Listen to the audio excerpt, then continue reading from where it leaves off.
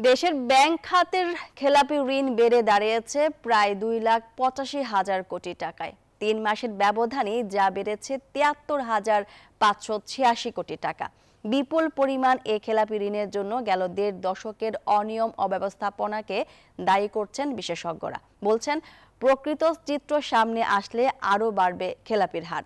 আর ব্যাংকাররা দায়ী করছেন ঋণ বিতরণের অসুস্থ প্রতিযোগিতাকে। ছাত্র জনতার অভ্যুত্থানে আওয়ামী লীগ সরকারের পতনের পর বেরিয়ে আসছে দেশের আর্থিক খাতের ক্ষতচিহ্ন। 1.5 দশকের ব্যাপক অনিয়মে আস্থা সংকটে পড়েছে ব্যাংকিং খাত। রুগ্ন হয়েছে প্রায় ডজন খানেক ব্যাংক। বাংলাদেশ ব্যাংকের সবশেষ প্রতিবেদন বলছে, সেপ্টেম্বর প্রান্তিক শেষে এ খাতের খেলাপি ঋণ বেড়ে দাঁড়িয়েছে 2,84,977 কোটি টাকায়, যা দেশের ইতিহাসে সর্বোচ্চ। সবচেয়ে বেশি খেলাপির পরিমাণ রাষ্ট্রায়ত্ত ব্যাংকগুলোতে। এসব ব্যাংকের বিতরণ করা ঋণের 40% পরিণত হয়েছে খেলাপিতে, যেখানে বিশেষায়িত ব্যাংকের 13%, বেসরকারি বাণিজ্যিক ব্যাংকের 12% এবং দেশে কার্যরত বিদেশি ব্যাংকগুলোর খেলাপির হার মোট বিতরণ করা ঋণের প্রায় 5%। বিপুল পরিমাণ এই খেলাপি ঋণের জন্য অতীতের অনিয়ম অব্যবস্থাপনাকে দায়ী করছেন খাত সংশ্লিষ্টরা। দুষছেন ঋণ বিতরণে ব্যাংকগুলোর অসুস্থ প্রতিযোগিতাকেও।